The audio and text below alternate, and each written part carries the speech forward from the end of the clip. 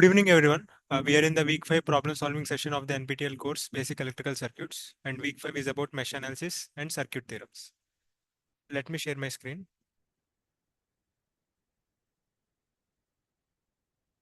Are you able to see my screen? Hello? Hello, can you see my screen? Yes, sir. Yeah. So before we start, I would like to also mention that the solutions of the previous, this year's assignments that we were initially informed by the course instructor to discuss with the students. Now I have communicated with the TS and we'll discuss the assignment solution. So today I'll be covering assignment 1 solution. So tomorrow the other TA will cover assignment 2, in the next week assignment 3. So we'll be covering one assignment each. So before that, I would like to summarize what we have discussed in the week 4.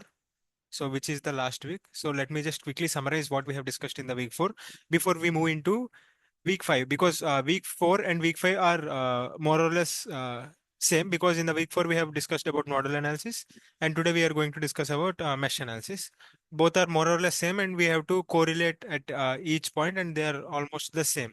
Only here nodal analysis means KCL and mesh analysis means KVL. So whatever is current there will be voltage here, whatever voltage there will be current here. So they are analogous to each other and we just have to understand how they are correlated with each other. So last week we have discussed about first the number of independent equations that we'll be getting for N node and B branch circuit. Then we have discussed about a circuit with resistors and current sources. So today it is going to be circuit with resistors and voltage sources. So first we have applied KCL at different nodes, and then we have formulated in terms of a matrix. And then from the matrix we have realized there is something called conductance matrix. And then we have also seen what is a shortcut to get this conductance matrix. So for diagonal element it's different and non-diagonal element it is different. So today also we are going to discuss about resistance matrix, because it will be the opposite. And then we have discussed a few first problem based on that. And then slowly we have moved into a case where there is dependent source. Here in this case it happens to be voltage controlled current source, and then we have solved that problem.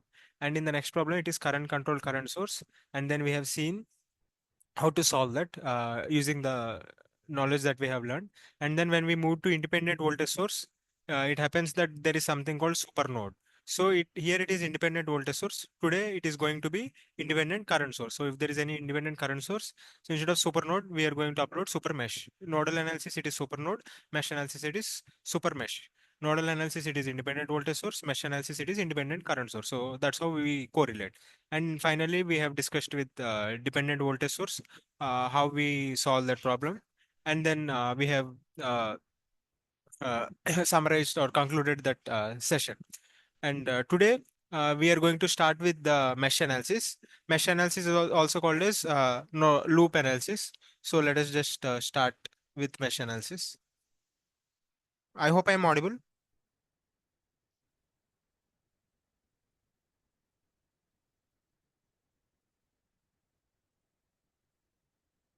Yes, sir. Yeah. So it is also called as loop analysis. Slowly, I see the students are getting reduced. Is it that you are not able to understand, or you are losing interest on the course, or you are thinking that you will later go through the lecture, or you are not available? Any idea? So first of all, it is only applicable to. It can only be applied to assignments are tough. Okay, okay. Roshan, so we are going to discuss assignment solutions. I have communicated with the other TS, and today I'll discuss week 1 towards the end, maybe 20-30 minutes. We'll just discuss on that. And tomorrow assignment 2 solutions will be discussed. So yeah, it can only be okay, sir. It can only be applied to something called planar circuits. Okay. So now the question is, what is a planar circuit? So a planar circuit. So first we should understand to which circuits is this can be applied. So once we know planar circuits, then only when we notice any planar circuits, then only we can apply this mesh analysis. So planar circuits are circuits which can be drawn without crossing any of the connection. So let me just write down the definition. Circuits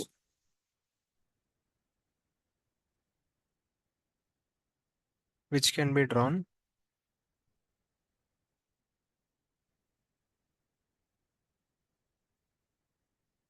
in a plane without crossing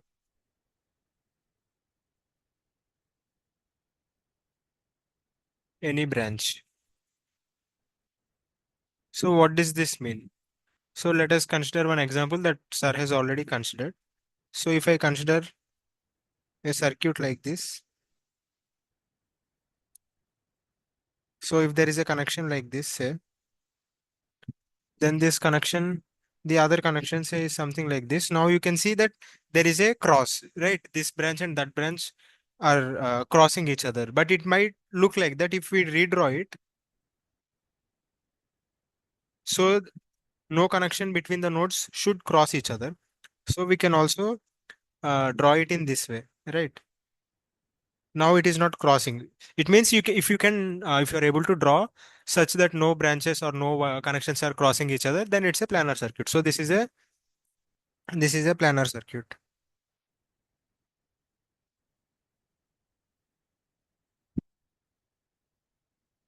So now let us consider another example where that is not possible.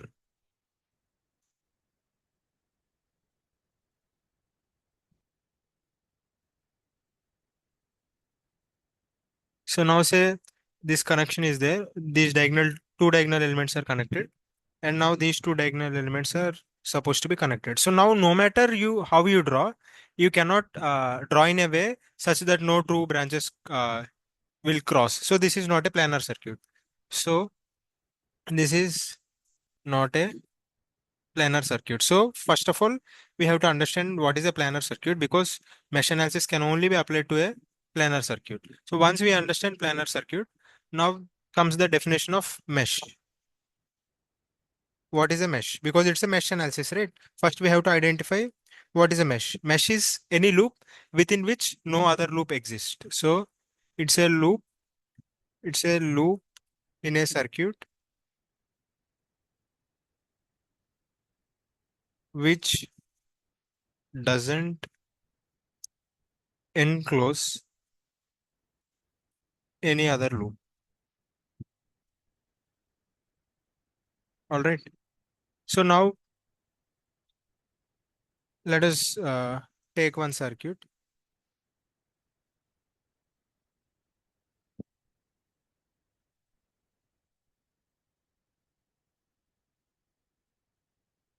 So I'm marking it with nodes 1, 2, 3, 4. So now if we draw the meshes, we'll have three meshes. So this is mesh 1, and this is mesh 2, and this is mesh 3, right? So here we have three meshes. But how many loops are there? Loop can be anything. 1, 2, 3, 4. This is a loop, right? 1, 2, 3, 4. This is a loop, but within that loop there are two such loops. So it is not a mesh. It is only a loop. So mesh is a loop in a circuit which does not enclose any other loop. So uh, if you have considered one loop, within that loop, if there is no such loops, then that loop is called mesh. So mesh is a special case of a loop, and loop is in general any closed path, so that if you traverse along the loop, you will reach the point from where you have started. So that is a loop. So now we are going to apply mesh analysis for a mesh. So that's why we have to identify the mesh, and also we should know that it is only applied to planar circuit. So we have also discussed what is a planar circuit, and then we have also discussed what is a mesh. So now we'll start with the mesh analysis. So basically, nodal analysis is KCL and mesh analysis is KVL. So in the nodal analysis, we have initially started with a circuit with resistors and current sources, right? So the same thing we are going to do now. We are going to first discuss with circuit with So let me open a new page. So we are going to discuss a circuit with resistors and voltage sources, independent voltage sources, because whatever is current source in the nodal analysis, the same is, it is going to be in the mesh analysis, but it's the counterpart. So mesh analysis.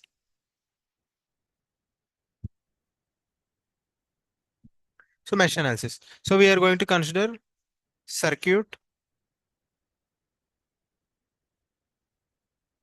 with resistors and independent voltage sources. Okay, right.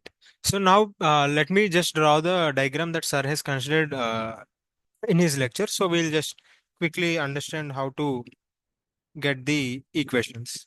So let me just quickly draw the same circuit.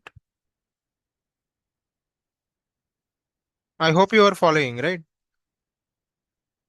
Hello, are you following?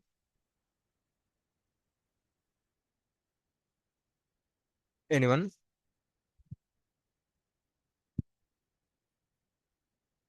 Hello. Yes, sir. Okay. If you have any doubt, you please ask. So sir has considered this as R33 and then R13, R23, R12, R11, R22, and this voltage source is V1, V2. First, how many meshes are there? There are three mesh. So this is a mesh 1, considering mesh current I1. This is mesh 2 with current I2. This is mesh 3 with current I3. So now it has three meshes, and we have also identified three mesh currents, which are I1, I2, and I3. So now we are going to apply KVL in each of these meshes. Okay.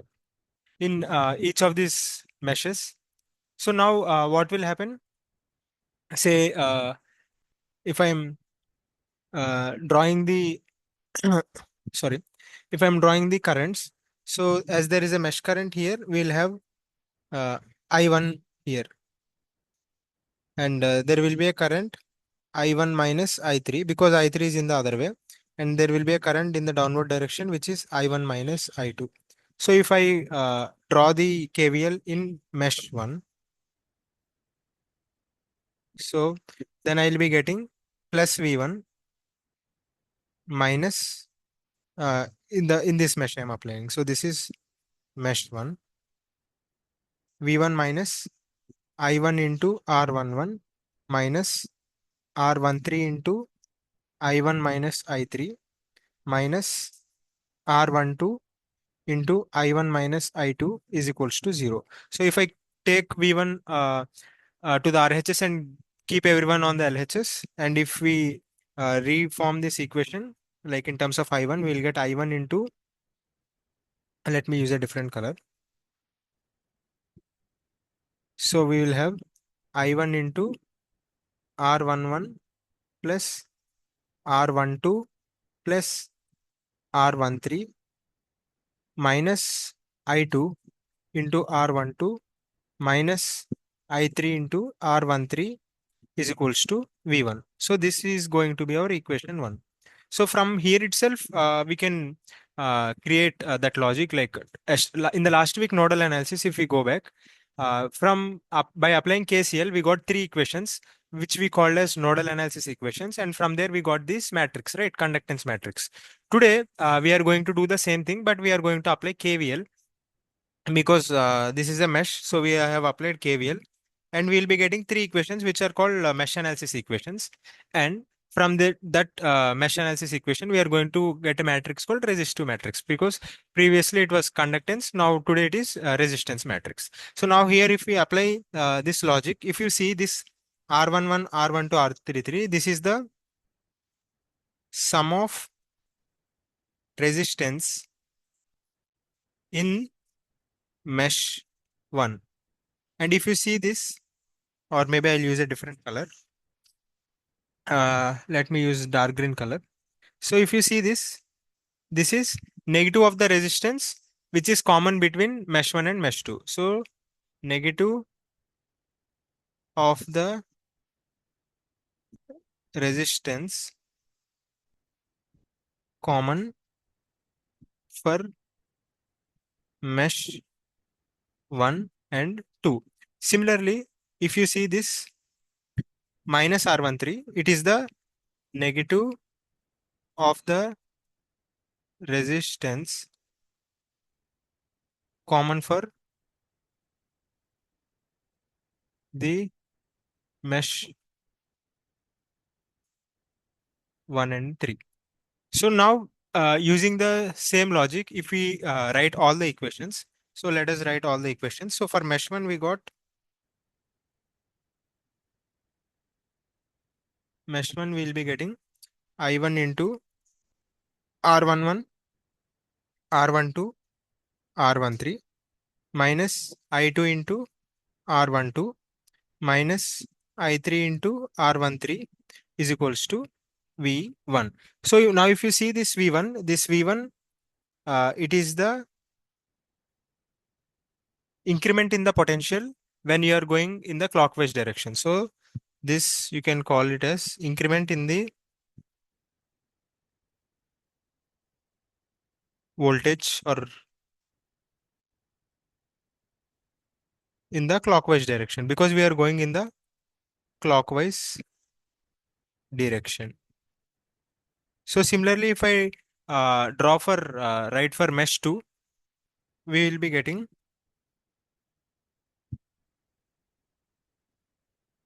first negative of the resistance common between mesh 1 and mesh 2. So minus I1 R12 plus summation of all the resistors in the mesh 2, which is R12, R23, then R22, then minus I3 into R23 because R23 is common. And what is the voltage increment in the voltage when you are going in the clockwise? It is minus V2 because there is a decrement in the potential. So minus V2. Similarly, you can write it for mesh 3. If you draw, I'm directly writing it is minus I1 into R13 minus R23 into I2 plus R13 R23 plus R33 into I3 is equals to 0 because there is no voltage source in this mesh. So these are the equations that we are going to get, and these are called as mesh analysis equations.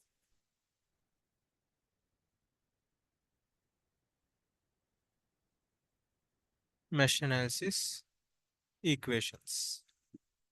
So now if I write this in terms of matrix, how we are going to get, let us just quickly write. So we have let us use a different color. So we have R11 plus R12 plus R13, then minus R12, then minus R13, then minus R12, then R12, R23, R22, then minus R23, then minus R13, then minus R23, then R13 plus R23 plus R33. So this is now our resistive matrix or resistance matrix multiplied by I1, I2, I3 matrix will be equal to our voltages on the RHS side, which is V1 minus V2, 0. So this I can write it as resistance matrix multiplied by I vector is equals to V vector. So I capital I vector. So now this is called the resistance matrix.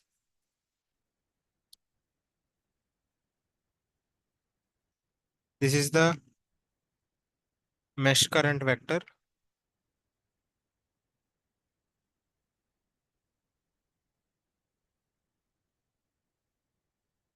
And this is the independent voltage source vector. Independent voltage source vector. So now we got the resistance matrix. Till this point, is it clear how we are getting everyone? Is it clear how we are getting the resistance matrix? Yes, sir. Why voltage is a vector? Yeah, I'll answer. So, uh, because if you see in our previous class, we have voltages on the left side and currents on the right side. This is we are calling it as a vector because it is only a row vector or column vector. Basically, it is a column vector because it has a dimension one in row, right? So that's why we are calling it as a vector. You can call it as a matrix as well, but because it is just a single column, that's why we are calling it as a vector. So if you see in the previous class, we have conductance matrix, variable voltage vector and current vector. Now because it is the other way, we have resistance matrix, currents and voltages on the RHS side. So if you see conductance matrix, we have a simple logic, right? The same thing is applicable for the resistance matrix also. So let me just write. So by looking at the circuit, how we can write the resistance matrix. Similar to the conductance matrix. First of all, kindly note that this is symmetric, as I have discussed in the earlier class as well. So now next part, if we are talking about the diagonal element,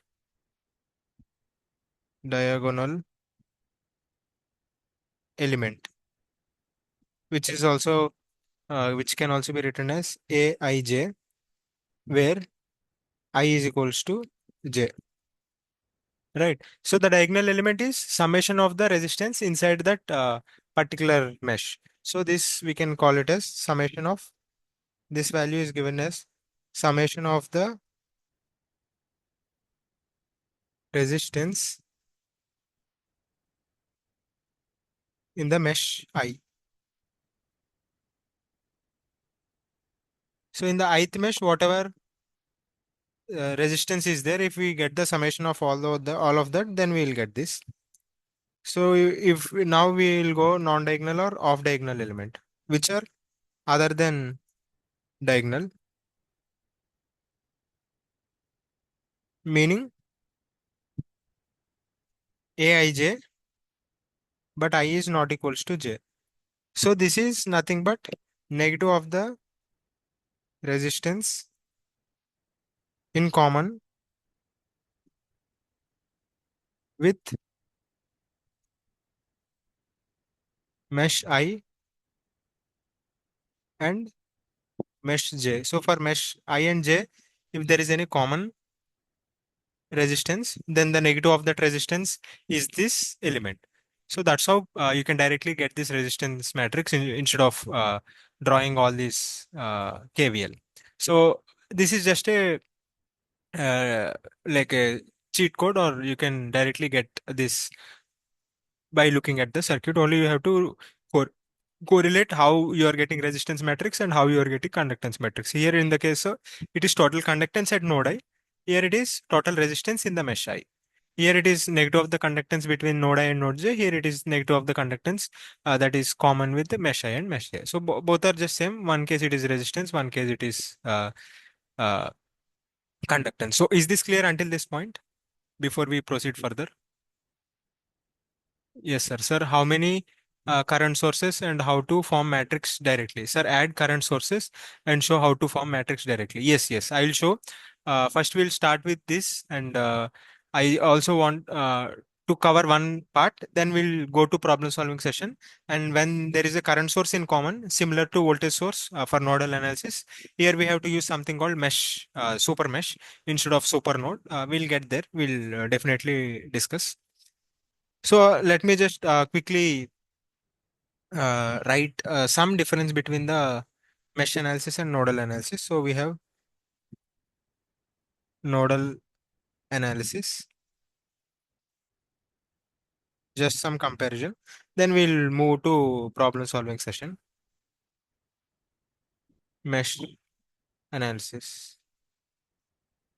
So, what is the like these are the criteria. So, what is the easiest circuit for which mesh analysis is very easy? So, the circuit is circuit with resistors and the independent current sources. So, for this circuit, we can directly write the nodal analysis. Similarly, here, let me just copy and write so that makes our life simple. So yeah, independent current sources. So I'll use a different color for this so that it will be okay. So here instead of current source, we have voltage source, right? Red. So this is voltage source. So now what is the equation? For conductance matrix, you will get the equation as G into V vector is equals to I vector. Here we will be getting resistance matrix into I vector is equals to V vector. Okay. Now, what is a special condition here? Special condition is that if there is any shared voltage source, then we have seen that we have to apply something called super mesh. Sorry, super node. Similarly, if there is any shared current source here, then we'll have something called super mesh, which needs to be applied. And this part today I have not discussed yet, but I'll discuss with a problem, uh, like when we go to the problem solving session. So until this point, is this clear, or do you have any queries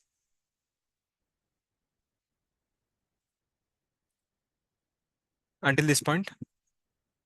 Anyone, any queries? Clear. Other students are not responding. Are you following everyone? If you have any doubts, please ask, else it will get piled up. Okay. So now, before we go into problem solving session, there are two theorems that Sir has covered in his lectures. Let me just quickly brush those theorems. One is the superposition theorem.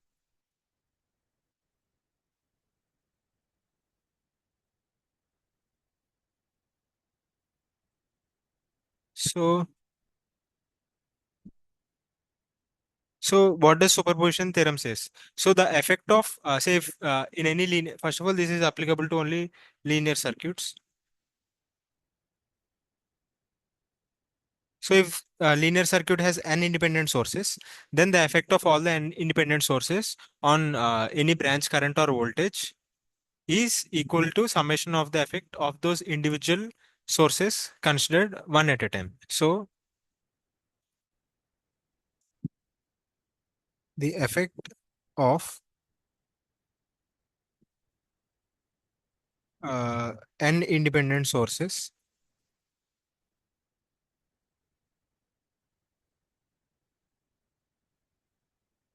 in a linear circuit.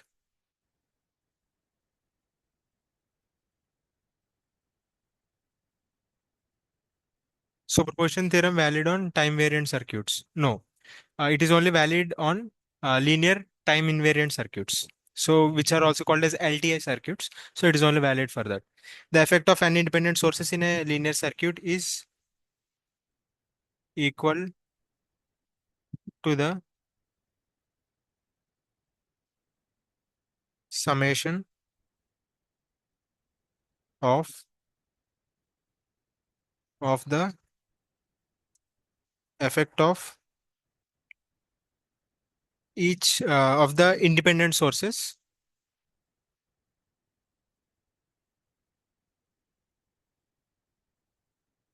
considered one at a time.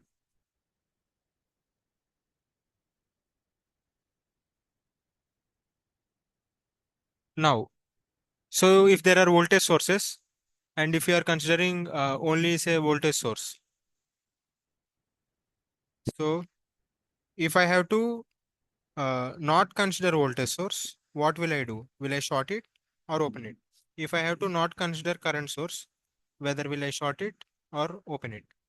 So when the voltage source is not having any effect, which means basically it is shorted because zero voltage, and current source zero current means basically it is open circuit. So this is short circuit, this is open circuit. Is that clear? Superposition theorem.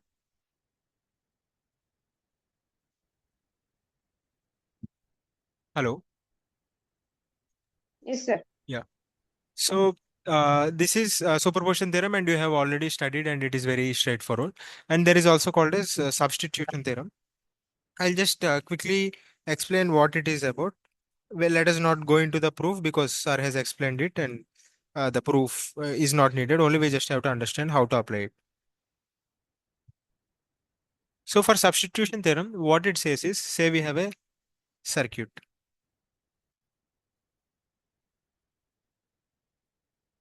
with an element, linear element, and current is say I, and the voltage is plus minus V. So now this can be represented as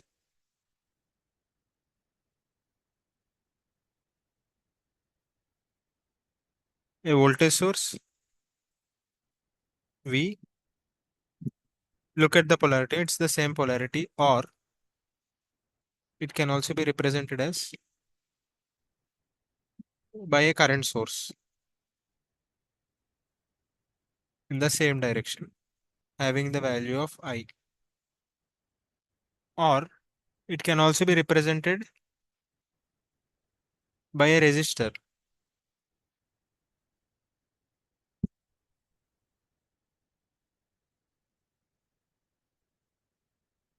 And what will be the value of resistance? The value of resistance is equals to V by I. Okay. So if it is represented by a voltage source, then it means it is drawing a current of I. Similarly, if it is represented by a current source I, it means the voltage across it is V. And here the volt current will be I and the voltage is V. So that's why V is equals to IR. So basically substitution theorem says that any element can be represented as a voltage source or a current source or a resistor without changing anything in the rest of the circuit. Only you have to understand that resistor value is V by I. So it is very simple. Proof is also simple, which sir has already explained. So let us not go into that. So is this clear until this point?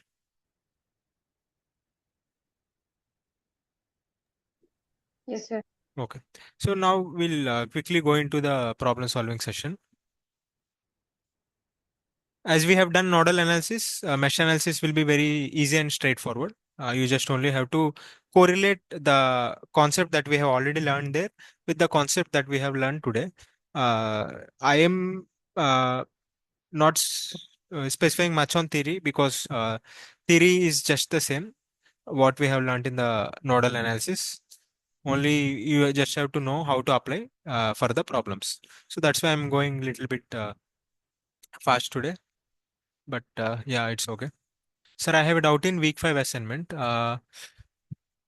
As week 5 deadline is not over, I cannot actually solve, but I can clarify your query, whoever has asked.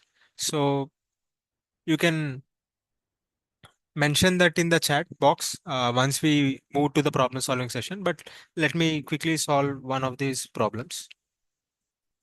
So we have started with the problem solving session.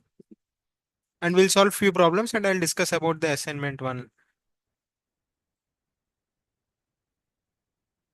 So second and ninth questions are okay. Actually, I have not downloaded. I'll see whether I have downloaded or not.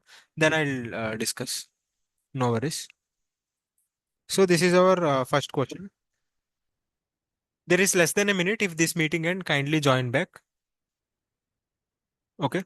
I think I'm sorry. This is assignment 4, not assignment 5. So yeah, sorry for the mistake. So We have to solve assignment 5. So this is the first problem. So I think this meeting will end. So when the new meeting happens, then we'll discuss about the problem solving session. So forgive me, this is not the question. So this is our first question, mesh analysis.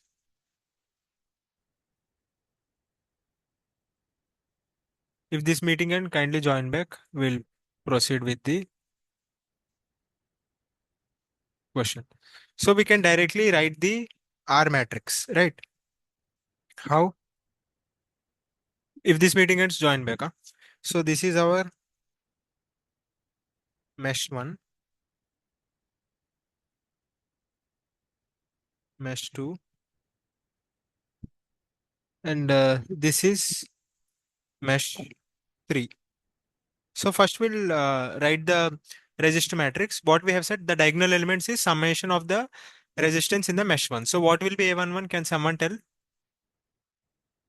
First we'll write the diagonal, then we'll come to off diagonal elements. So what will be the A11, which is the summation of resistance in mesh 1? Can anyone tell me what will be the value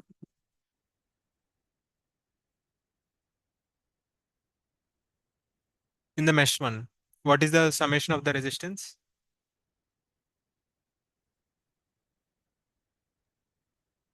So 500 is in ohm, no, sir. Others are in kilo ohm. Sorry. Here, 1 kilo ohm, and it is 500 500 ohm, no, ohm. sir. Can we add? Yes, Yeah. yes, you have to Can add. we Yeah. add that? Yes. It is not in kilo, no, sir. Yes. So it is 0.5 kilo, 1 kilo, 1 kilo. Okay. We need to convert it. So how much is it? 2.5. 2.5. So let us write in kilo ohm. So it is 2.5 kilo ohm. And A22?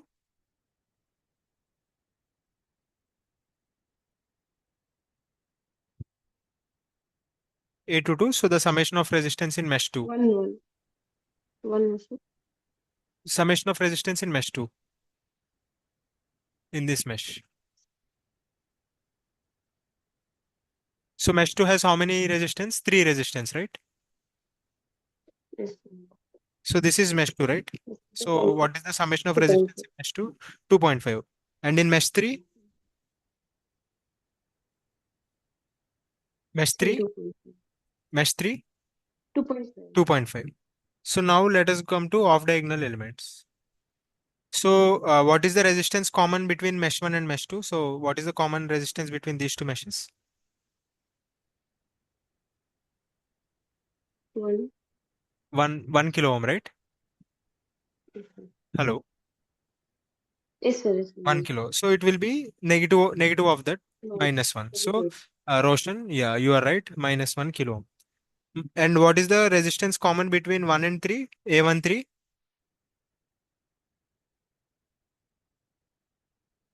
0. Yeah, you are right. So this is 0 kilo ohm.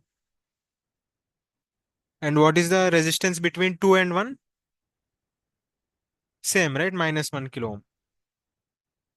And 2 and 3? Hello? 2 and 3? Minus 1 kilo. Minus 1 kilo ohm. So anyway, it is symmetric. So Roshan, you are also correct. So it is symmetric, first of all. So this will be minus 1 kilo ohm and this will be 0 kilo ohm. Maybe 0 kilo ohm also I use a different color. So then people will clearly understand.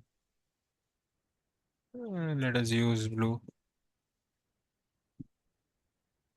Yeah. So this is our matrix, resistance matrix into mesh currents I1, I2, I3, I1, Very good. I2, I3 is equals to the voltages, which is the net voltage when you are moving in the clockwise direction. So when we are moving in this direction, what is the net voltage? 3.4 minus 13.6, right? Hello. Here it is plus, here it is minus, right?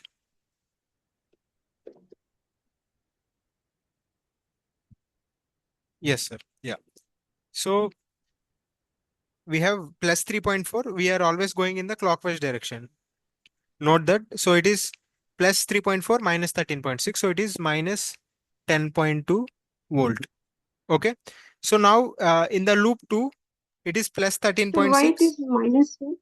So if I am going from this point to this point, I am going to a higher potential, right? Then I'm coming from this point to this point. So I'm coming to a lower potential. So in one case, it is plus 3.4. In the other case, it is minus 13.6. Right? Like say, I'll consider a small circuit.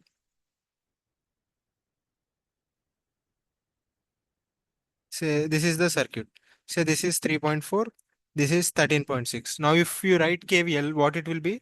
Say I'm going in this direction. Say this is R with current I. I will write 3.4 minus IR minus 13.6 is equals to 0, right? Agree? Hello. Agree? Whoever has asked. Is this clear? So basically we are considering this part, only the independent sources part. Sir, what we have to find in this question? We have to first find this resistor matrix and then the power dissipated in the Rx. We have to find the resistor matrix and the power dissipated in the Rx. So Hema, is this clear? Whatever you have asked earlier, why Yes, we are sir. Yes, getting sir. minus 13.6? Yeah. So let me just, or let it be there. So in the second mesh, what we will be getting? Plus 13.6 and minus 3.4, right? Yes, sir. Yes, sir. Yeah. So it will be plus 10.2. And in the third mesh, what we will be getting? Can you tell?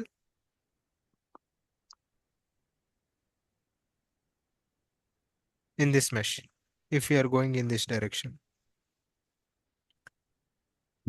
what is the net voltage? So Roshan is saying minus 2.4. Neha, sorry, Hema, what do you think? In the third mesh, Sir, minus 3 point. minus 3.4. Yeah. Bhuvan is also saying Minus. minus 3.4. Yeah, you are right. So this is minus 3.4 volt.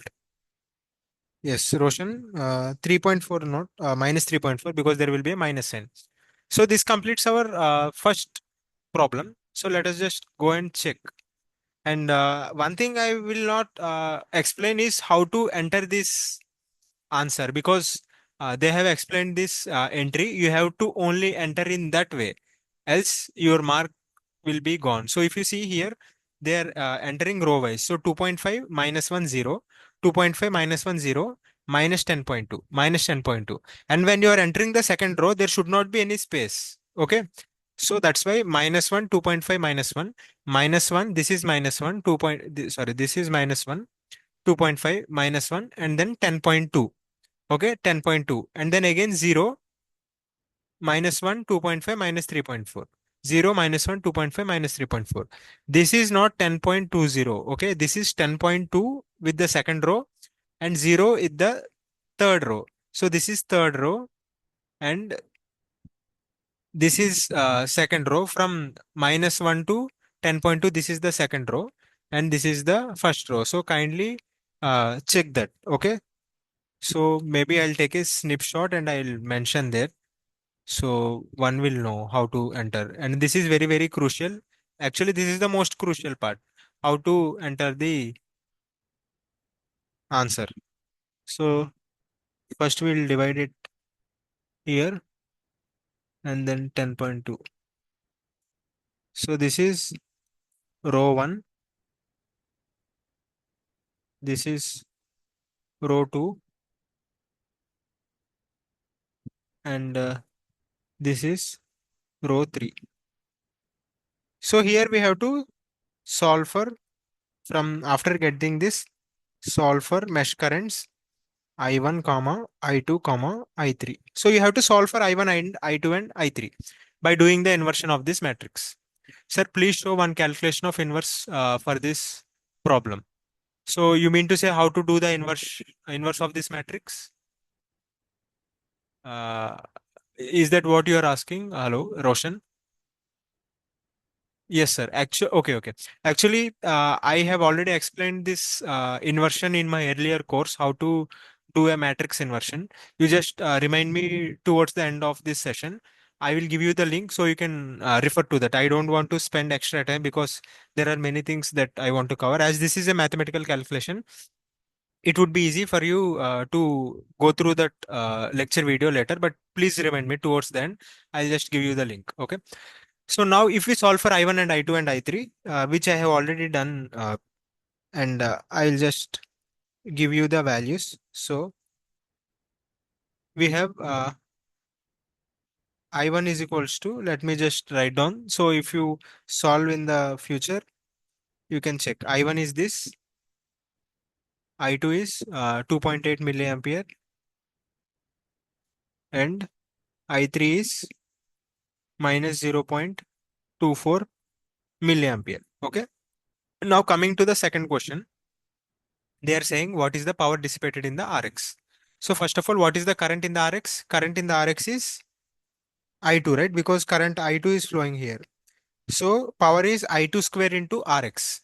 So for the second question, we have power in the Rx is nothing but I2 square into Rx. So I2 is nothing but 2.8 milli whole square into Rx is 500 ohm. So if you do that, you will get power as 3.92 milliwatt.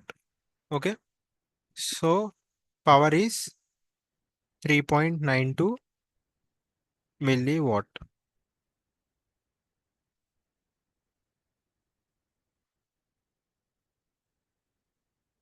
So let us go and check whether the answer is matching. Yes, it is 3 point between 3.9 and 4. So they are saying round off to one decimal place. So it cannot be 3.92. It should be either 3.9 or you can round it off to 4. So again, you have to check whatever instruction they are following, you have to follow the same. I am just giving you the answer, but how to enter that, you keep this in mind and then check and then be very sure how to enter it and then only you enter. Is that clear? With the first question, how we have solved? Is this clear? How we have solved? We have directly written this equation and then we have solved. Okay, clear, sir. Yeah. So now let us solve another question where there is a uh, dependent source.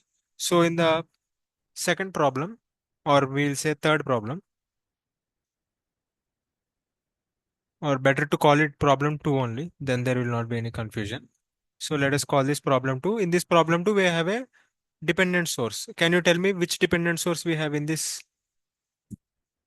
So let me just erase this. So this is not problem two. This is problem. So which dependent source we have here? Can anyone tell me? Which dependent source is that? Hello? Hello? Sorry, your voice is not Current audible. dependent voltage. Voltage Current control? dependent voltage. Sorry? Current dependent voltage. Yes, current dependent voltage source. So this is a circuit with, it is dependent on current, so current control, and it's a voltage source. So it's a voltage source.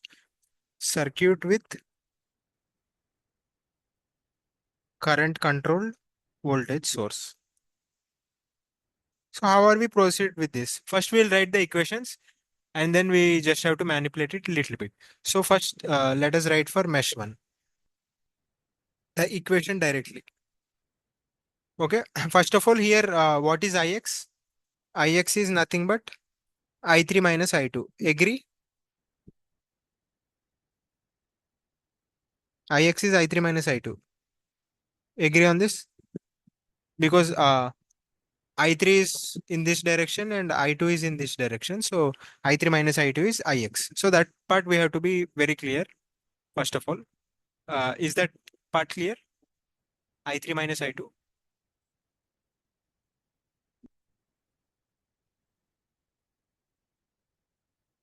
Clear. Okay.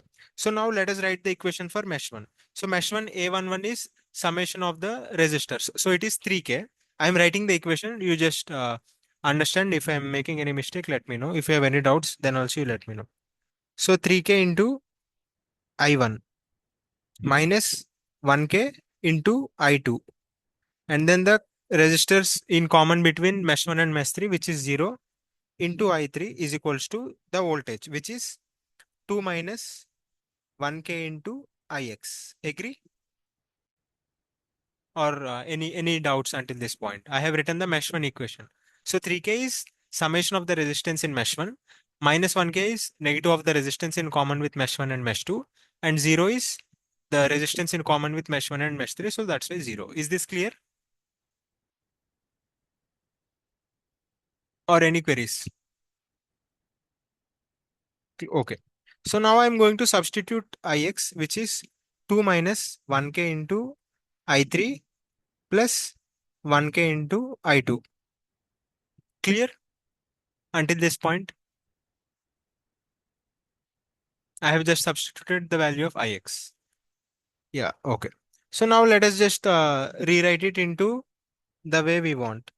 So it is 3K into I1 minus 1K minus 1K. So minus 2K into I2, then plus 1K into I3 is equals to 2.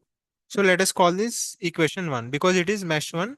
So the updated mesh equation is what we are getting here, and it is coming out to be like this. So is this clear until this mesh 1 equation? If you have any query, please ask before we move to mesh 2. Clear or any queries? So I have just used the logic that we have learned today. Summation of the resistance in mesh 1 into I1 minus negative of the resistance common between mesh 1 and mesh 2, which is 1K, plus 0 in which is 0 resistance in common between mesh 1 and mesh 3. So 0 into I3 is equals to the voltage source net voltage plus 2 and minus 1K into Ix. I have substituted Ix and just rewritten the equation in a nicer. Is that okay? Hello? Hello? Yes, sir. Yeah. So now we'll go to mesh 2, and mesh 2 also will use the same notation, and we'll first write the equation. So summation of the resistance, negative of the resistance in common between mesh 1 and mesh 2, which is minus 1K into I1. Summation of the resistance in mesh 2, which is 3K into I2. Again, negative of the resistance common between mesh 2 and mesh 3 is equals to, now we'll have 1K into Ix minus 8. So now I'll substitute 1K into Ix, which is 1K I3 minus 1K I2 minus 8. Clear how I have written this expression?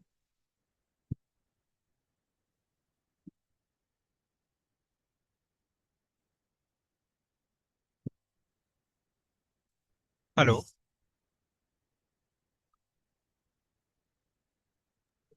Yes, sir. Yeah. Sir, I So, have doubt, sir. sorry. Sir, in Friday session on, sir has considered a sign like at the voltage source. So we have considered it as in plus 2, no, sir, in the Which one? This first one plus mesh 2. equation. Yes. Yeah, but sir was, sir, Sorry. Hello. considering the sign as minus 2. I asked why you are considering it as a minus, sir, means he said like we have to consider the entering sign. So in this old Which sign? Entering sign. Can you please repeat? Your voice is breaking. I'm not able to hear. Hema, can you please repeat what you are saying? sir, here you have taken your voltage at the voltage was plus 2, no, sir? Yes, plus 2. Plus 2. But sir was taking it as in minus 2. Minus 2 and plus 1K into Ix. We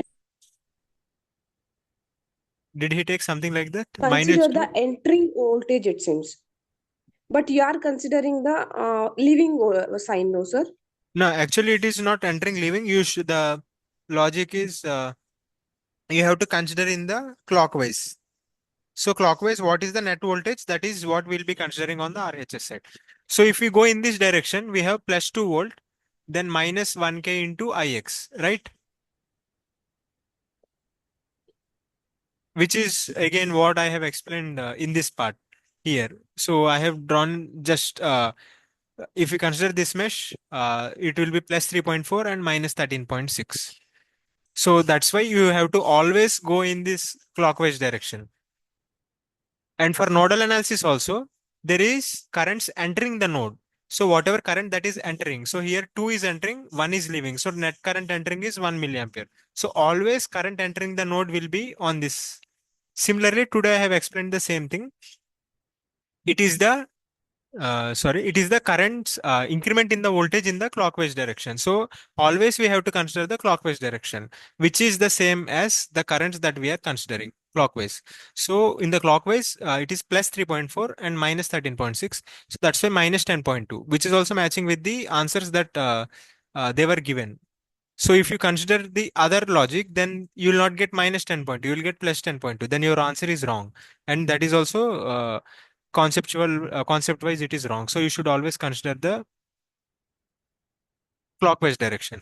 Is that clear, Hema? I think she has left the meeting. Okay, let it be.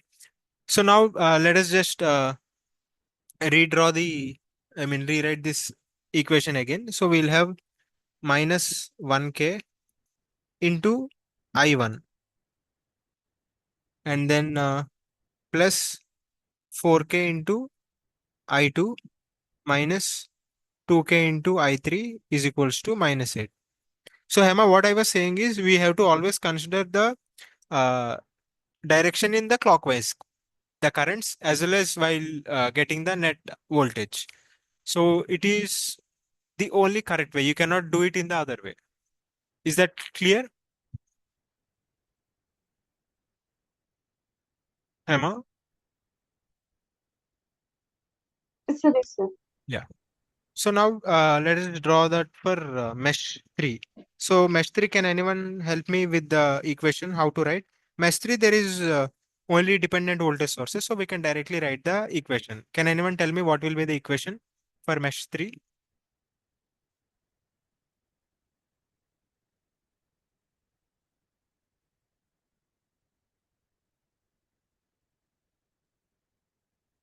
So, sir, can't we directly write in matrix format with the dependent sources? You can write. So the issue is when we directly writing the matrices, on the left hand side, we should have constants. On the right hand side, we should have constants, right? Because they are independent. So if there is only independent voltage source, here we'll get constants. But if you directly write the equation here, on the right hand side, you will get dependent terms. Why? Because you will get plus 2 minus 1K into Ix. Then again, Ix you have to analyze, right? Like Ix, you have to bring it on the LHS side. So you will not get any advantage, inherent advantage by directly writing in the matrix form because anyway, after writing the matrix format, you have to again bring it on the left hand side. So that's why I'm directly writing in the equation and then modifying the equation in the way I want. On the right hand side, I need constants. Then I'll write the matrix. Yeah. So Bhuvan has mentioned minus I into 2K plus 3 into 3K plus 4. Yeah, you are right. So mesh 3, we will be getting this expression, which is 0 into I1 minus 1K into I2 minus, sorry, plus 3K into I3 is equals to plus 8 minus 4, which is 4. So this is my expression or equation 3. Agree, everyone? How I am directly writing for mesh 3? Yes, sir. Yeah. So now let us just write these expressions so that we can directly write in the matrix form. So this is my equation 1. This is my equation 2. And this is my equation 3. So Hema, when that TA was solving, was the answer matching with the answer that was given or? Sorry, I'm not able to hear you.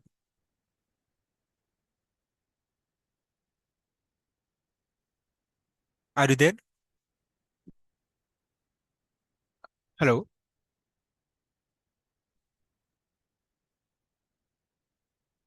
Hema, are you there?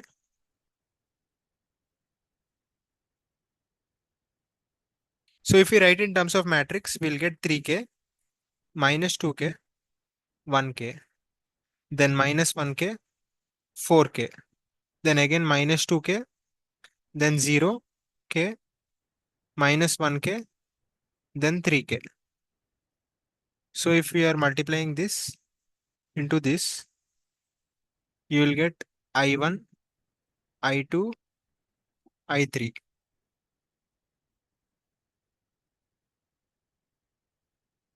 is equals to the voltage on the right hand side, which is 2, minus 8, and then 4, right? So this is how we are getting this equation. Now, if you see if there is any dependent voltage source, this is no longer symmetric. It is not, it is asymmetric because there is a dependent source. So that's why it is, or it will become asymmetric, you can say, similar to how what we have learned in the nodal analysis. So is this part clear? Hello? Yes, sir, it's clear. Yeah. So now if you see the answers again, it is 3, sorry, 3 minus 2, 1, 2. 3 minus 2, 1, 2. And then minus 1, 4, minus 2, minus 8. Minus 2, minus 1, 4, minus 2, minus 8. And then 0, minus 1, 3, 4. 0, minus 1, 3, 4. So if you see, it is not minus 80, it is minus 8 and 0. So that part is very crucial and you have to understand. So that's why I'm also mentioning here. So people who have not attended today's session, they will also not make any mistake. So that's why it is always advantage like one is like one will get benefited if you attend the session because many things I might say and it may not be like written in the like it may not be there in the written format. So this is row 1, row 2 and row 3. Okay, now if we go to the other part, they have asked what is the value of Ix. What is Ix? Ix is I3 minus I2. So first we have to solve for I1, I2 and I3 and I have already solved. So let me just write down the values that I have got. So what is the value of I1? What is the value of I2?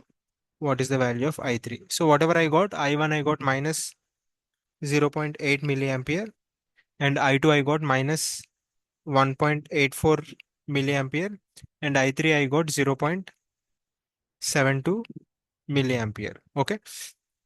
So now Ix is nothing but I3 minus I2. So by doing this, I got Ix to be 0.72 plus 1.84. It is 2.56 amperes. 2.56. So Ix value is 2.56 ampere. Okay. So which is what we have obtained and let us check 2.5 or 2.6. So it has to be rounded off to one decimal place. So it can be like rounded off to 2.5 or it can be rounded off to 2.6. So you cannot write 2.56. It should be either 2.5 or 2.6. Is that clear until this point? Or do you have any queries, further queries?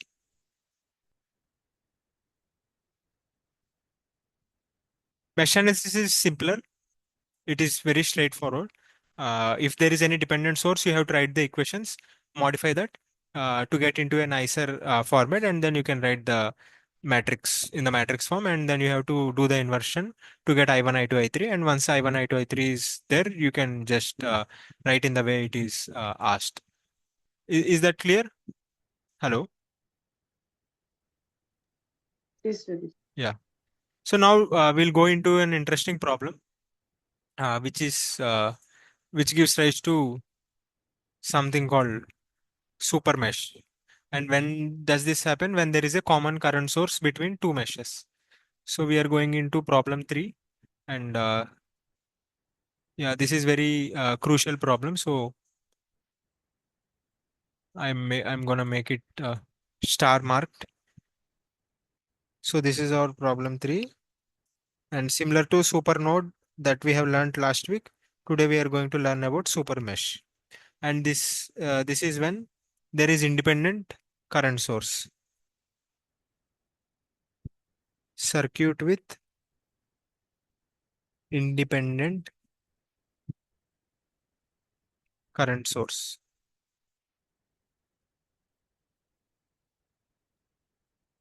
Okay. So what is the issue? When we are writing KVL, we have to know the voltage drop or voltage increment or decrement, right? But when there is a current source, we do not know the voltage across this, right? So how can I write KVL in this loop and in this loop? I can neither write KVL in this loop nor can I write KVL in this loop. So if the current source is in common between mesh I and mesh J, then you cannot write the mesh analysis in mesh I as well as mesh J. But for other loop, you can write. So let us start with mesh 1. So first, let us write the equation in mesh 1. So can anyone tell me what will be the equation in mesh 1? Mesh 1 is very straightforward and simple as well. Looking at that circuit, you can tell me the equation. So can anyone tell me what will be the equation for mesh 1?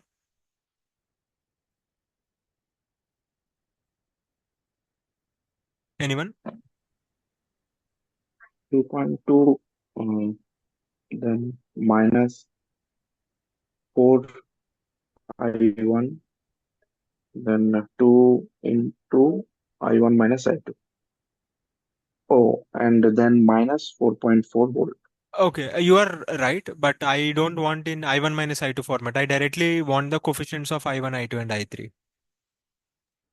So I1 Oh, coefficient is okay, okay. summation of the resistance. I2 coefficient is negative of the 6. resistance. Yeah. 6K into 6K I1. I1 Okay. Then I2 minus coefficient 2 I1, I2 minus 2K minus I2. 2 I2 Then I3 coefficient plus 0, 0 0K I3 into I3. Then RHS side minus 2.2, sir. minus 2.2. Yeah. Very good. So this is my equation 1. So now I cannot apply mesh analysis in mesh 2 as well as mesh 3. So it is just similar to, if you see, uh, it is just similar to this super node that we have discussed. What is the issue? You cannot apply uh, the like we don't know the current in this branch, so you cannot apply nodal analysis at 2 as well as you cannot apply nodal analysis at 3. So then what did we do? We have combined both the nodes and we called it super node. The same thing we are going to do it today also. We are going to combine these mesh 1 and mesh 2 and we are going to call it something called as super mesh. So now we are going to apply mesh analysis in the outer loop. This loop we are going to apply the mesh analysis, and this is called as super mesh.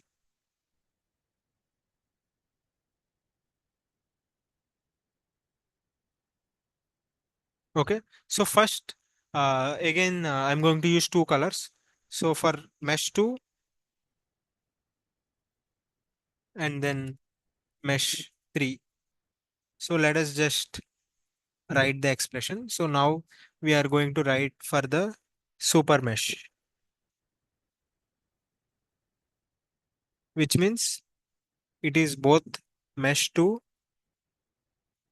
and mesh 3. So now you consider this entire mesh as a mesh. All right. So now if I say the first term, what will be the first term? So now let us going to write in this very nice format. We have I1, we want I1 coefficient, we want I2 coefficient, we want I3 coefficient is equals to some voltage. First, let us write the voltage term, which is very straightforward. So what will be the coefficient of voltage? So outer mesh is the mesh. So whatever voltage sources are there, that is going to be coming in the expression. So what will be the voltage?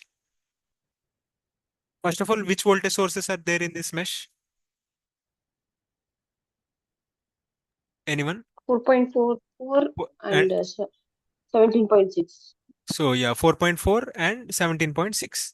So first let 17.6. us write that. So we have plus 4.4 and minus 17.6. Or best way is to keep the color combination same. So we have 4.4 from mesh 2 and minus 17.6 from mesh 3. All right. Yeah. So now coefficient of 1. Coefficient of 1 is nothing but the negative of the resistance in common with this mesh and mesh 1. So what will be the coefficient of I1? Anyone? Minus 2k. Minus 2k. Exactly. You're right. So it will be minus 2k. Then plus. Now there is no like connection between 2 and 3. So there is there should not be any case where we will consider the resistance in common with mesh 2 and mesh 3, because mesh 2 is mesh 3, right? Because both of them are considered as a super mesh. If you consider super node, you are just considering the current entering 2 and leaving 3, and you are not considering any connection between 2 and 3. So the same thing we are going to follow today. So for I2, you will consider the resistance that are there, summation of the resistance that are there in mesh 2 in this entire mesh. So what are those resistances of mesh 2 that are present in this entire mesh? This resistance and this resistance, right? Agree? Agree? Yes, sir. So it will be plus 4k. So this other 2k, sir. So this 2k is first of all not there because this branch itself we are not considering, right? So ignore the 2k. Okay, sir, please repeat. Yeah. I should ignore. Okay. So if I I'll just correlate. If you consider super node, what you are doing, you are removing this minus 11 and basically shorting this 2 and 3, right? So you are not considering this minus 11. So you are writing the currents entering here, as well as I mean currents leaving here, and currents leaving here, as if there is no voltage source between 2 and 3. That is why we are calling it as super node.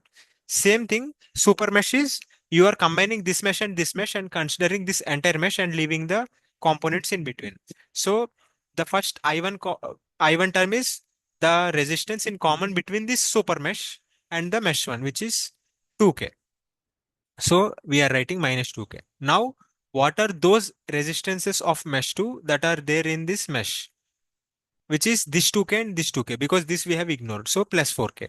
Now, what are those resistance of mesh 3 which are part of this super mesh? We have again two resistance. One is 2k, 2k. So we have plus 4k. Is this part clear, or should I repeat again? So whenever you're dealing with super node or super mesh, you have to be very careful. So let me just repeat again. First term is the resistance in common with mesh 1 and super mesh, which is 2k. So negative of that minus 2k. And the second is the summation of the resistances of mesh 2 that are now part of super mesh, which are 2k and 2k, because the middle wing we are not considering. So 4k. And the other one is summation of the resistances of mesh 3, which are now part of super mesh, which is again 4k. So if we rewrite this expression again, we will be getting something like minus 2k into I1 plus, there is less than a minute. If this meeting end, kindly join back. We'll continue with this problem, is equals to minus 13.2 volt. So is this clear, everyone? Yes, sir. Yeah. So how will I get the third equation? Third equation is very simple and straightforward. So if you see, I2 is flowing in this direction and I3 is flowing in this direction. So I can directly write as I2 minus I3 is equals to how much? 2.2 milliampere, right? I think this meeting will end. Kindly join back if this ends. It is the branch current. Agree? This is very simple and straightforward. So let me just repeat from the beginning. So when there is any current source in between two meshes, then the issue is you cannot apply KVL because I do not know the voltage across that current source. So first I will apply mesh analysis in that mesh where there is no current source, which is mesh one here. So mesh one is straightforward. Summation of the resistances in that mesh minus negative of the resistance which is common in between these two mesh plus 0, okay, because resistance in common between 1 and 3 is 0 equal to plus 2.2 minus 4.4 minus 2.2, very simple. Now coming to those two meshes where there is common current source, we will consider something called super mesh, which is the outer mesh, leaving the branch where current source is there. So we are basically cancelling that. Now when you are applying mesh analysis for this, the I1 coefficient is the negative of the resistance common with super mesh as well as mesh one, which is 2k, so minus 2k. And then coming to this and these terms, you should be very clear why we are writing 4k, not 6k. So in this super mesh, what are the resistance that are a part of mesh 2? Only 2k and 2k, so summation of this is 4k. Similarly, in this super mesh, what are those resistance that are also part of mesh 3? This 2k and this 2k, so plus 4k and plus 4.4 minus 17.6. So this gives me equation 2.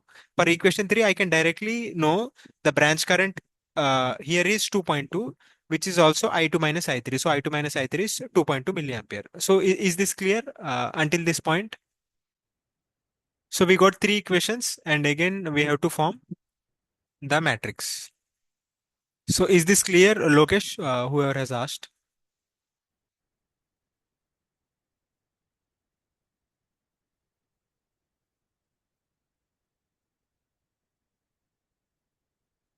So Lokesh, is this clear?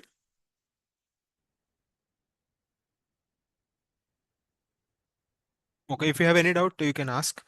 So we got three equations. Now I can, sir, second equation not understood. Okay, let me just repeat it again. So for the super mesh, we need how many equation coefficients? Three coefficients. So the coefficient of I1 is negative of the resistance, which is in common with the mesh 1 and super mesh, which is this 2k, which is this 2k. Okay, so minus 2k. And the I2 coefficient is summation of the resistance of mesh 2 and super mesh, like the resistance of mesh 2 which are a part of super mesh, summation of those resistors, which means this resistor and this resistor. Now I3 coefficient, the resist summation of the resistors of mesh 3 which are now part of super mesh, which means this resistance and this resistance. And in the RHS side we have this 4.4 plus and this 17.6 with a minus sign. So that's why we are getting this equation. So I hope it is clear now. So now if we write this in terms of matrix, we have 6k minus 2k and then 0k and then minus 2k and then 4k and then 4k. And then here again we have 0, 1, minus 1. Kindly note that here the RHS has volts, here it has amperes, because on the LHS you have current into resistance, but here you only have current. So dimension you have to be very careful and don't make any mistakes. And then we have I1, I2, I3 is equals to currents. I mean, here we have minus 2.2 volts and minus 13.2 volts and 2.2 milliampere. So milli is there. So instead of milli, what I will do is I will remove this milli and I will add k here. So I'll also write this in terms of kilo, minus 1k, and then this becomes 2.2. Basically, this equation 3 and this equation 3, I have modified it as 1k into I2 minus 1k into I3 is equals to 2.2. So I have multiplied by 1 kilo ohms on RHS as well as LHS, so it becomes 2.2 volt. So this is my equation now. Is this clear? How we are getting this? Any queries? Yes, sir. Yeah. So now let us go and check if it is matching or not. So let me just take a snip of this and then let us take it there.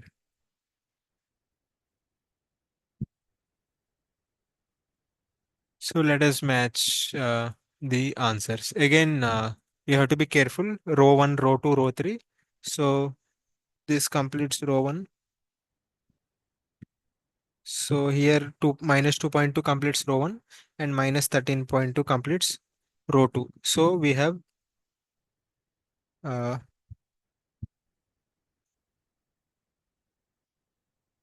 row 1, row 2 and row 3. So let us just quickly compare. Row 1 we have 6 minus 2 0 and minus 2.2, and then we have minus 2 4 4 minus 13.2, then we have 0 1 minus 1 and 2.2. So it is matching. So I have also calculated the resistant current values. Let me just write down the same. So we have I1, I2, I3. So the current values is equals to minus 0.6 milliampere, and then here we have minus 0.7 milliampere, and then here we have minus 2.9 milliampere. So that's how we'll be getting this currents. So is this clear? This super mesh, which is very critical and very important as well. So I hope this is clear how to use super mesh to solve problems. Everyone, now you'll be able Yes, to sir. solve, right? Yeah. So now Yes, sir. someone has previously mentioned that, sir, I have few queries in the uh, assignment 5, how to proceed. I don't remember. Let me just check in the chat section. If you are there, can you please mention the screenshot? Whoever was asking. Assignment 5. I think I have assignment 5. So let me just open. Whoever has asked, can you please point out which questions you are having doubt? Hello. I don't know who has asked. Let me just go back in the Bhuvan, are you there? Second and ninth question. Bhuvan, are you there? Hello, Bhuvan. Yes, sir. So Bhuvan, second question, how to solve second question? Second question is very simple. Just now we have discussed how we will be doing the super mesh, the same. But one thing you have to remember. So let me just take a very quick example. So say I have a circuit like this. Okay. So I'm calling this as doubt one. So if I have a circuit like this and a voltage source here and say resistor and current source here,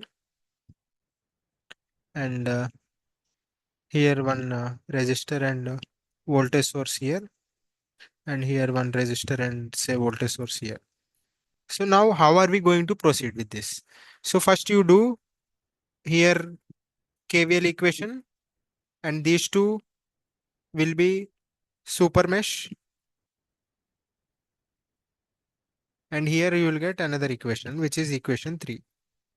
So how are we doing it? By considering the currents in this direction, this direction, this direction. I call it I1, I call it I2, I call it I3. Right? Agree? Uh, Everyone with this? Hello? Everyone agree with this? Yes, sir. Okay. So now let me just slightly modify this. Okay. I'll remove I2 here and I'll keep a voltage source here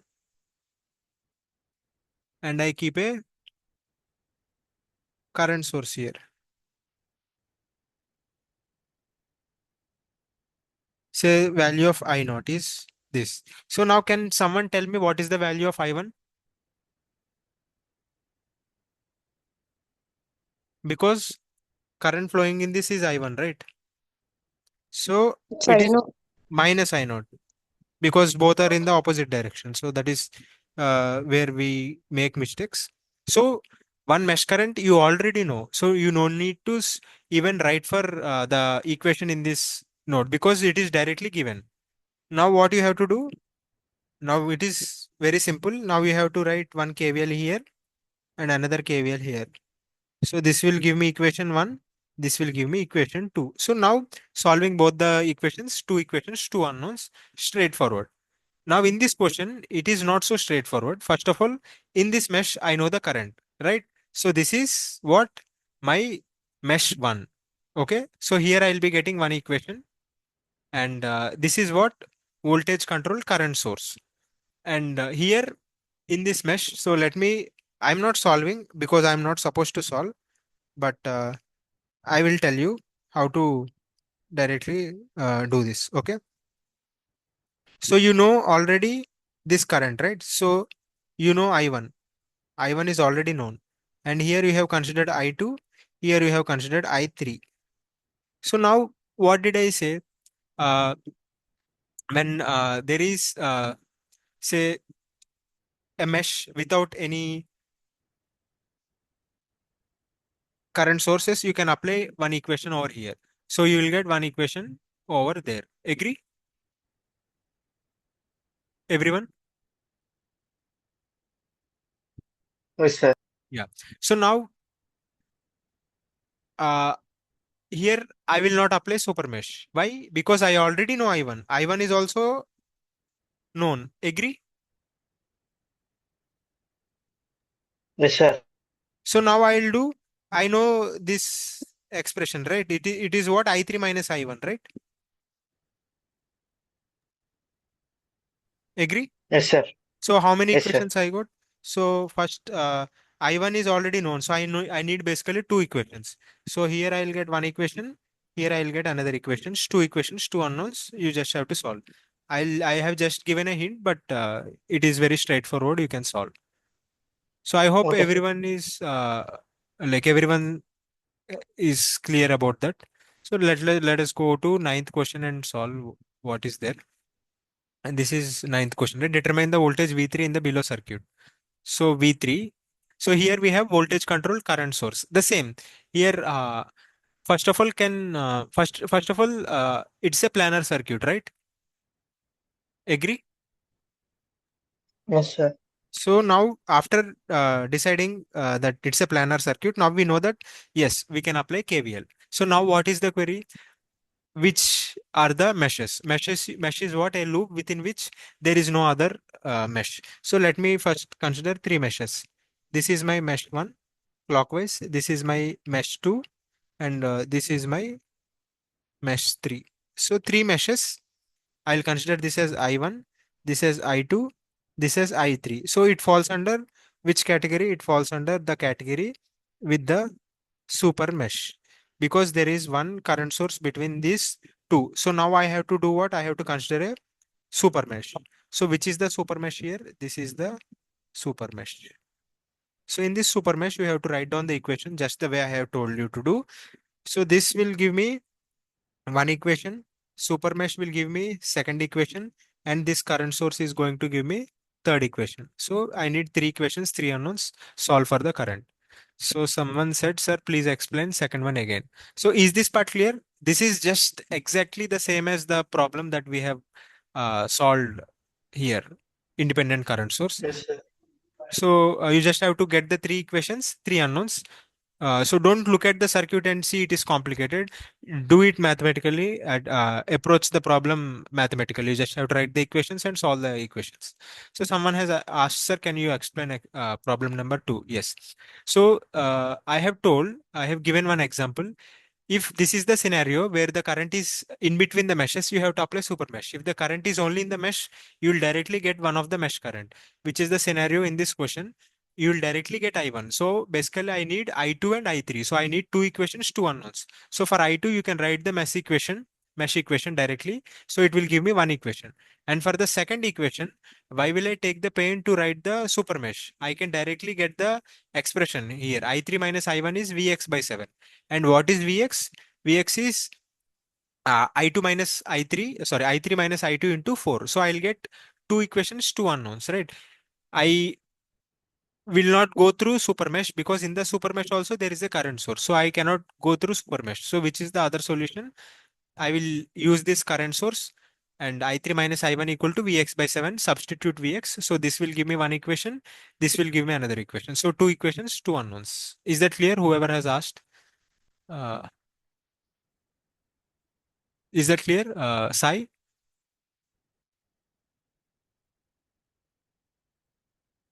Hello, Sai? Yeah. Yes, sir.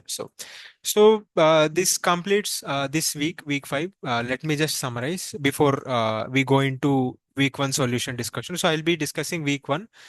Please be in the meeting. So let me just quickly summarize. So today we have discussed about mesh analysis, which is also called as loop analysis, and it is only applied to planar circuits. Planar circuits are those circuits which can be drawn in a plane without crossing any branch. And mesh is a loop in a circuit which does not enclose another loop. Only for that meshes we are applying KVL, and that's why it is called mesh analysis. So we have discussed mesh analysis, how to get the equations. We have seen that for this resistance matrix, the diagonal element is summation of the resistance in the mesh I, and off diagonal element is negative of the resistance in common with mesh I and J. So for this circuit, we have got that expression, and here R into I is V. So it is as if Ohm's law V equal to I R, but it is not just constant. This is a vector, this is a vector, and this is a matrix. Okay, now that is done, we have seen the difference. Sir, question 3, please explain the ground terminal. Yeah, I'll come back.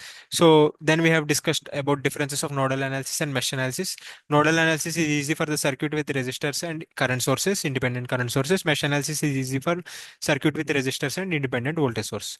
And here we get GV equal to I, here we'll get RA equal to V. And here the special condition when there is a shared voltage source between two nodes, and we'll apply super node. Here the special condition is when there is shared current source between two meshes, and then we'll apply super mesh. Superposition theorem is very simple for linear circuits. If there are n independent sources, we'll consider one independent source at a time, and then the summation of effect of all these will be and the effect in the original circuit. When we are not considering any voltage source, we short circuit. When we are not considering any current source, we open circuit. So substitution theorem says that if there is any element, it can be represented as a voltage source or current source or a resistor, where resistor is given by V by I. Kindly note the polarity and the direction of the current. Then we have solved a few problems. First problem is straightforward, independent voltage source and resistor. So we have directly written and solved for the circuits, currents, I mean mesh currents. Second circuit is constant current with the voltage source. We have written the equation and substituted this expression, and then rewritten the equation in a nicer way, and we got the matrix and solved. Third question is the circuit with the independent current source, where we have to apply super mesh. So first we got the mesh equation in that mesh where there is no current source, and for the two meshes where there is a shared common current source, we are considering the super mesh, which is the outside mesh, and we have written one equation. And from the current source, we get another equation. So three equations, three unknowns, we solve for the currents. So someone asked one question, sir, in the question 3, please explain the ground terminal. Okay. In the question 3, yeah, so this is just a ground terminal, which is a reference. So it can be any point. So here they are just considering this as ground. So when they are asking you any voltage, they are basically asking with respect to this. So basically what it means, if this is say 0 volt, then this means this is minus 12 volt, something like that. So nothing of a big deal, no need to be worried about. This is 0, so this will be minus 12 because this is plus 12 with respect to this terminal, but this terminal is 0 volt, so this is minus 12. So I hope that part is clear. Is that okay? Whoever has asked, Roshan Ghosh.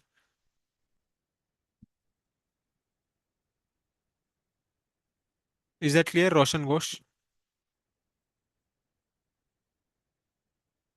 Okay, he's not there. We'll go through the this later. So now that we have completed today's session, let us go back to assignment 1 and we'll see the assignment 1 how to solve. So let me just quickly go through this and let us just quickly solve. So I'll solve only those problems where you have doubts. So if you are clear, no need to even solve. So yeah, question number 1. Has everyone solved? I is given. Are you able to see my screen, whoever is there? Hello? Yes, sir. Yeah. Yes, sir. So question 1 is very straightforward. You know, Q is equals to, let me reduce the thickness. Yeah. So we know I is equals to dq by dt. So from this you will get Q is equals to integral I into dt. So now you can calculate uh, Q. The means what does Q give? Q will give the total charge till that point. So from 0 to t. This is called Q of t. So now Q of 10 will give the total charge that has flown from the initial point to 10th second, minus Q till 9th will give me the charge that has flown at 10th second, because this Q of t means it will give the charge that has flowed from 0 to 10th second and 0 to 9th second. Sir, how to download previous assignment solution PDF? So this solution is not accessible to everyone. You are only given the answer key, and sir has requested us to explain you the solution. So that's why I am explaining you the solution. So if you have any queries, you can ask me. I'll explain you the solution. But you will only get the key. You will not get the solution. I'm not sure whether that will be shared with you or not. So yeah. So sir has specially instructed us to solve the questions. So I'm not going to solve entirely. I'm going to give you the hint, which is more than enough for you to solve because you have solved plenty of the problems. So I'll cover all the problems. If you have any doubts, you can ask. Is this point clear? Question number 1. So let us just go a little bit faster because we are running out of time and we have to solve many problems. Okay, sir. And problem number 2, I know you know it very well. So problem number 2, we have V1 at a higher potential and V2 at a lower potential. So this is the direction of current, which means electron will be flowing in the other direction. So electron will flow from V2 to V1, which means electron will flow towards V1. Yeah. Sir, first question, but it comes as option 2. First question, it comes as option 2. I am not sure with whatever they have solved. It is coming as 143.83. The other TS have also solved. You please check whether you are getting this or not. So this is the overall answer. So Q in the 10 second is nothing but Q of 10 minus Q of 9. So kindly check whether you are getting, redo that and see whether you are getting or not. Okay. It should come. I'm not solving. I'm just giving you the hint. So that you will go and solve. But I'm giving you the hint so that you know how to solve. Now let us move to the third question. So third question I have already explained in my week 1. I have solved.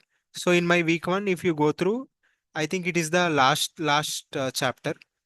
You can go through that YouTube video. In the end, I have solved this question, and I think I have solved I1. It comes around 2I1 by 3 or something. I have solved, so that's why I'm not solving. It is geometric progression. I think people who have attended will know. I have already solved this question. So is this question clear? Question number 3. Yes, solved. Yeah. So any doubts till question number 3 before we go into question number 4? Any query? Okay. If you have any query, please point out. I'll just quickly go through the other question.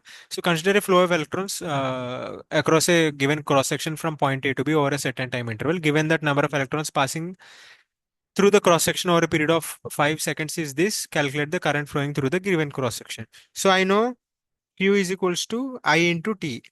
and current is nothing but Q is equals to I by T. I is what? The overall charge, which is number of electrons into electron charge by T. So Q is nothing but number of electrons, which is 6.25 into 10 to the power 19 into charge of electron is 1.6 into 10 to the power minus 19 coulomb by time is 5. So this will give us the expression. So multiply this and you will get the charge Q. Electrons are going from A to B. So the direction of current will be from, so charge by time Q equals to it. So charge by time will give me the current. So I am very sorry. I have made a mistake. This is I and this is, so I is equals to Q by T.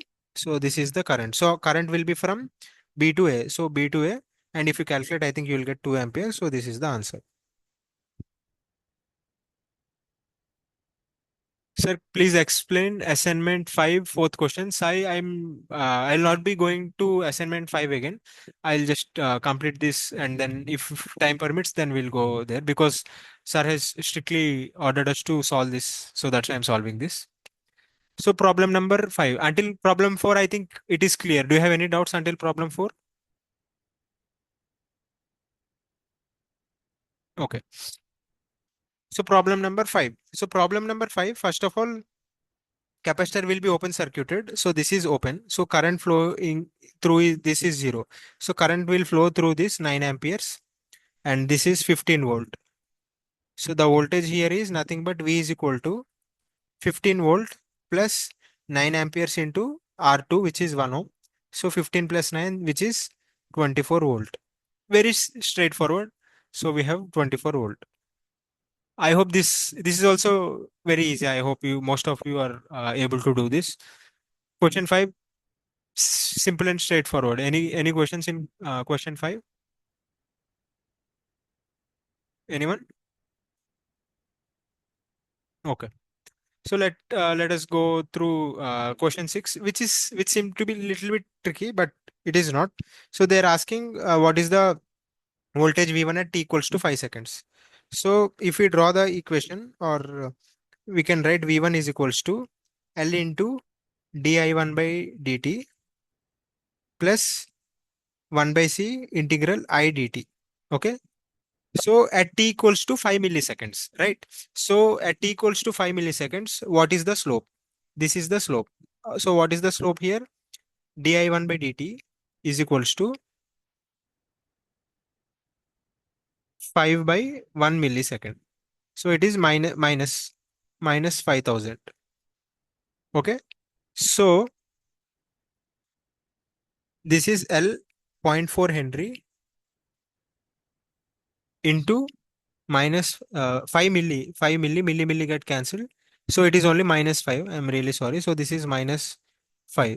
So 0.4 into minus 5 plus 1 by c is 1 by 2 micro into integral IDT until what time? From 0 to t equals to 5. So it is nothing but area under the curve.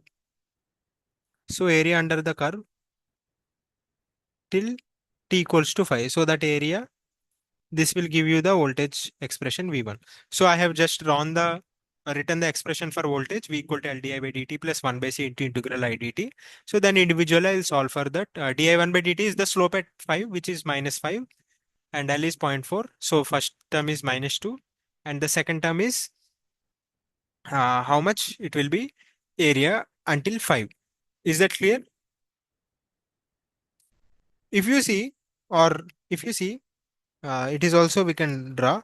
So this area will get cancelled with this area plus this area. So the net area is nothing but this area. So which is how much? 5. So this will be minus 2 plus 5 by 2. So it is 0.5. So it's simple and straightforward. You just have to solve. I have also solved in my uh, previous sessions. You can go through and it is very simple and straightforward. Is it clear until problem number 6? Everyone? Hello? Any doubts? No one is talking anything. Is it clear or you are not understanding anything? Hello.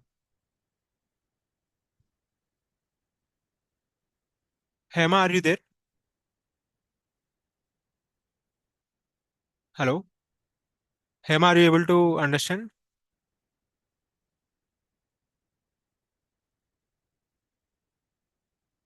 Okay. So x amperes is nothing but V by R, and x plus 2 amperes is nothing but sorry, x amperes, and if we pass 7 ampere current, voltage is x plus 2. So x plus 2 is nothing but 7 into R, right? So substitute x 5 by R plus 2 is equals to 7R. You will get R equals to 1. You solve for that, then you will get R equal to 1 ohm. Simple and straightforward. All these are very simple. I have just written two equations from whatever they have given and I have just solved. Is this clear, this question, everyone? Or am I going too fast or no response? Hema, are you there? Sai, are this clear? Because I am not going to, no one is going to explain this again. Each TA will take one of the assignment. Hello. Yes, sir. Okay. So in the problem 8, they are saying resistance is increasing. So basically the circuit is something like this. Resistance and then voltage source. So this is R, say this is V, this is 0 and this is V dash. This is V and current is flowing in this. So V dash is equal to V minus IR, right? So they are saying R is increasing, which means V dash will decrease, right? So R is slowly increasing. So when R is equals to 0, so say R equal to 0, then V dash is equal to voltage V. Say when R equal to 1, V dash will be V minus I. I is constant. Say some R equal to 10. So V dash equal to V minus 10I. So V is starting with a higher value and then it is decreasing. So whichever is this? No, it is wrong. Is this? It is wrong. This, yes. This, wrong. So Vi started with positive voltage and it is decreasing.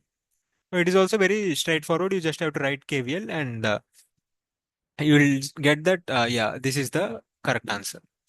So now, ninth question, people said, I mean, not people, NPTEL people said that it is an add mark. So it's an add score. And 10th question, if you see, when both the currents are entering the dot or leaving the dot, here in this case, it is leaving. Both the cases, it is same. We'll have plus sign. So V1 is equals to L1 into dyn by dt plus M12 into di2 by dt. Similarly, V2 is equals to this. So in here, both are leaving. So if you refer to my videos, I call this as case 1. This is called case 1. So in case 1, it is positive. So we will get positive. So this is also plus and this is also plus. So it is also simple and straightforward. No need to even put a pen on the paper. Just looking at that, you can solve. So this is also very simple and straightforward. We know voltage is equals to I into R. And I, you know, it is rho L by A. I is what? Rho, length is given L, area is what? Pi R square. So voltage is nothing but I rho L by pi R square, which is this one. Clear? Until this point, is this clear? Hello? Hema, Sai, are you able to follow? They are very just simple. That's why I'm going a little bit fast. Sai, can you confirm if you are able to follow?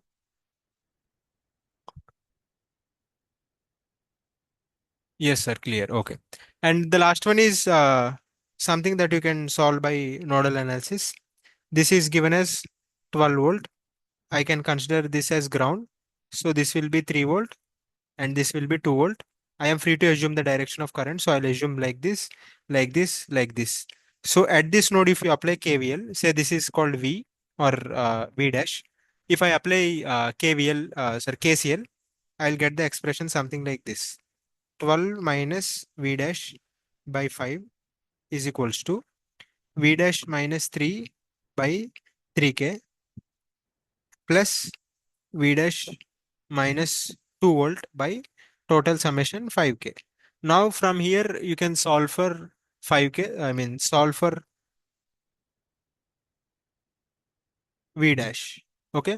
Once you know V dash, then you can calculate the current. So if V dash is obtained, then the current in this is I is equals to V dash minus 2 by 5K. So once I is known, the voltage across this is 2K into I. So you can solve easily. First, you have to solve for this expression, solve for V dash.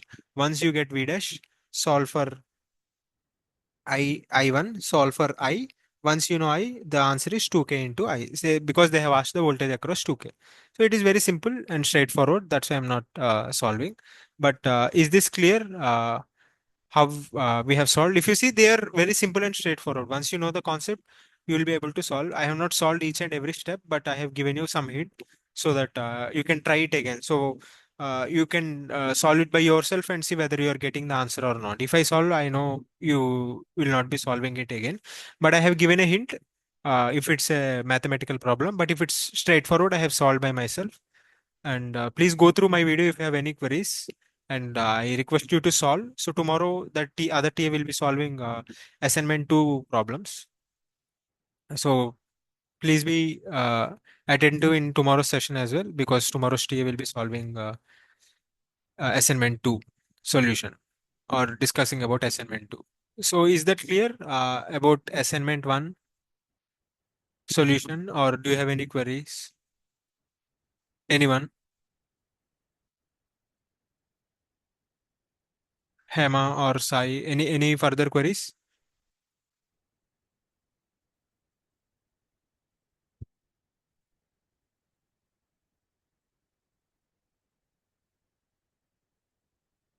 So if you don't have any queries, then we can wind this session today.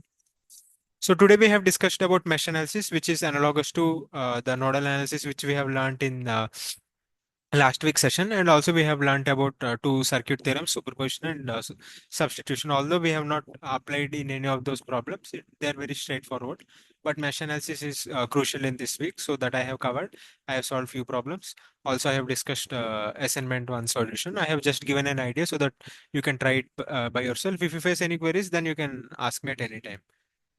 So I hope that is clear. If you don't have any doubts, we can end this session. Also, this meeting will end less than a minute. So do you have any further queries? If no, then we can end this session. I'll see you in the next week with week 6. Okay, then. Good night. All the best for your assignment 5. See you in the next week.